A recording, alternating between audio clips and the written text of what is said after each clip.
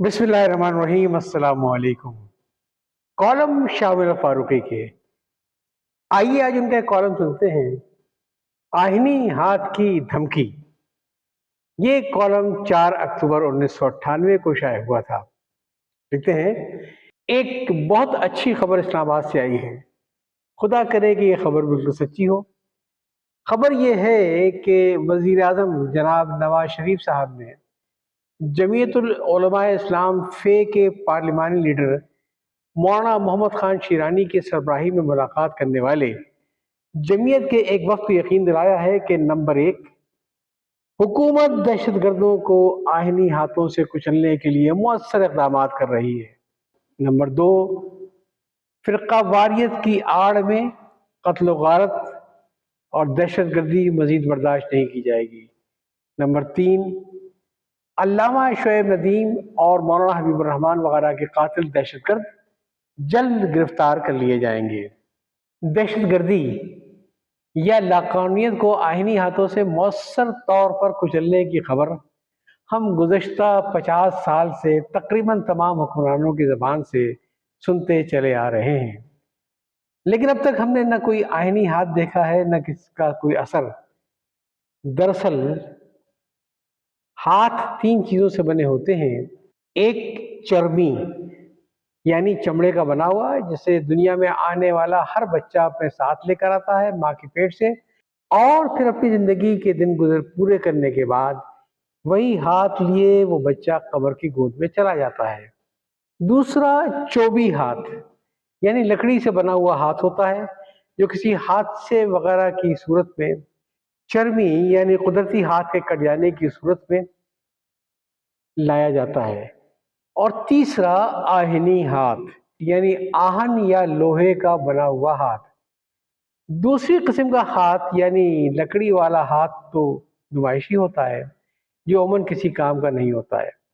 दरअसल काम तो वही बेचारा कुदरती हाथ आता है, बल्कि उसका तो एक एक हिस्सा अपना काम दिखाता है।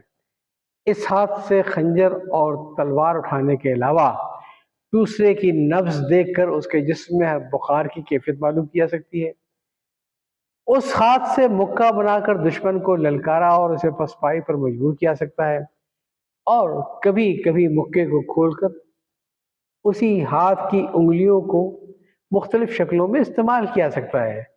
यानी कभी 2 उंगलियों से वी की शक्ल बनाकर अपनी फतह का ऐलान किया जा सकता है। हत्ता कि अब तो बड़े बड़े चोर डाकू भी अगर अदालत से सजा पाकर निकलते हैं तो वो भी वी का निशान बनाकर फतहमंदी की नुमाइश करते हैं।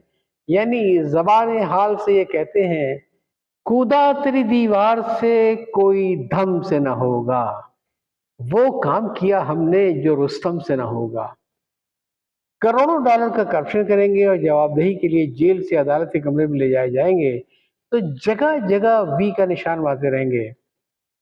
ऐसा करते हुए उन्हें इस बात का एहसास भी ना होगा कि लोग तो उनकी तरफ भी उंगलियां उठा रहे हैं। गैरतमंद शायद इसी को कहते हैं। इस चर्मी हाथ से कभी 2 और कभी 3 उंगलियों और अंगूठे की मदद से कलम को पकड़कर लिखते रहे जुनू की हिकायात खूचका की मशक की जाती है। गर्ज चर्मी हाथ सही मानों में वो हाथ होता है जो हजारों काम आता है। इसी हाथ से लोग सितमज़दगान की दस्तगीरी करते हैं। यही वो हाथ है जो मफलूकुल हालों के सर पर धरने के काम आता है।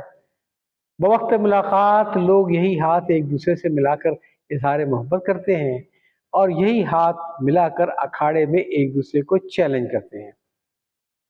लेकिन ये जो आहिनी हाथ होता है, इसे तो हमने सिर्फ किताबों में पढ़ा है और किस्सों कहानियों में सुना है, कभी इसे देखने का इत्तेफाक नहीं हुआ। इसका सबसे ज्यादा इस्तेमाल अरबाब इख्तियार करते हैं, जो किसी जुर्म के सरजद होने पर लोगों को ये कहकर तसल्ली देते हैं कि मुजरिमों को कभी माफ नहीं किया जाएगा और उनसे आनी हाथों से निपटा जाएगा। हमारी बदकिस्मती है कि हमने आज तक न किसी मुजरिम को माफी मांगते हुए देखा, न किसी सियासतदान को किसी जुर्म या मुजरिम से आईनी हाथों से निपटते हुए देखा। پہلے ہم یہ سمجھتے تھے کہ چونکہ لوہے کا ہاتھ بنانا مشکل ہے، لہٰذا یہ صرف کہنے کی حد تک کی خواہش ہے۔ وہ چاہتا ہوگا کہ اس کے پاس لوہے کا بنا ہوا ہاتھ ہو اور وہ اس کی مدد سے قانون شکن عناصر سے نپٹتا پھرے۔ بہرحال کچھ ہی دنوں میں ہم پر یہ واضح ہو گیا کہ کسی سیاستدان کی خواہش پوری نہیں ہو سکتی، کیونکہ آہنی ہاتھ بنانا مشکل ہے۔ چنانچہ جب اسٹیل مل بن جانے کے باوجود آہنی ہاتھ نہ بن سکا، ہم نے سوچا کہ شاید سرکاری اور نیم سرکاری دفاتر اور کارخانوں والی عمومی نااہلی کا نتیجہ ہے کہ حکومت اسٹیل مل کے باوجود آہنی ہاتھ بنوانے میں کامیاب نہ ہو سکی ہے، اور دہشت گرد ملک میں چاروں طرف دھما چوکڑی مچاتے پھر رہے ہیں۔ لوگ مرتے رہے اور حکومت اعلان کرتی رہی کہ دہشت گردوں کو آہنی ہاتھ سے کچل دیا جائے گا، لیکن افسوس کہ وہ ہاتھ نہ بن سکا۔ آخر کار جب پچھلے سال میاں نواز شریف ملک کے وزیر اعظم اور ان کے چھوٹے بھائی میاں شہباز شریف پنجاب کے وزیر اعلیٰ ہوئے، تو ہمیں یہ سوچ کر طمانینت ہوئی کہ چونکہ اتفاق سے آہنگری کے ایک کارخانے سے ان دونوں کا خاندانی تعلق ہے، لہٰذا اگر وہ آہنی ہاتھوں سے جرائم اور بدعنوانیوں کو کچلنا چاہیں گے تو ان کے لیے آہنی ہاتھ بنوانا کوئی مشکل بھی نہیں ہوگا، بلکہ وہ اپنی مرضی کے مطابق جتنے اور جیسے آہنی ہاتھ چاہیں گے فرمائش کر کے اپنے خاندانی کارخانے سے بنوا لیں گے اور ان دہشت گردوں کو کچل دیں گے جو ان کی ایجاد کے بغیر دہشت گردی کے مظاہرے کریں گے۔ لیکن افسوس ایک بار پھر ایسا معلوم ہوتا ہے کہ یا تو اپنے کارخانے سے آہنی ہاتھ بنوانے کی فرمائش ہی نہیں کی گئی، یا اگر فرمائش کی گئی تو اتفاق سے ذاتی کارخانے والے بھی اسے بنانے میں ناکام ہو گئے، اور یہ دونوں صورتیں قابل افسوسناک ہیں، کیونکہ دہشت گرد تو اس ناکامی سے بھرپور فائدہ اٹھا رہے ہیں۔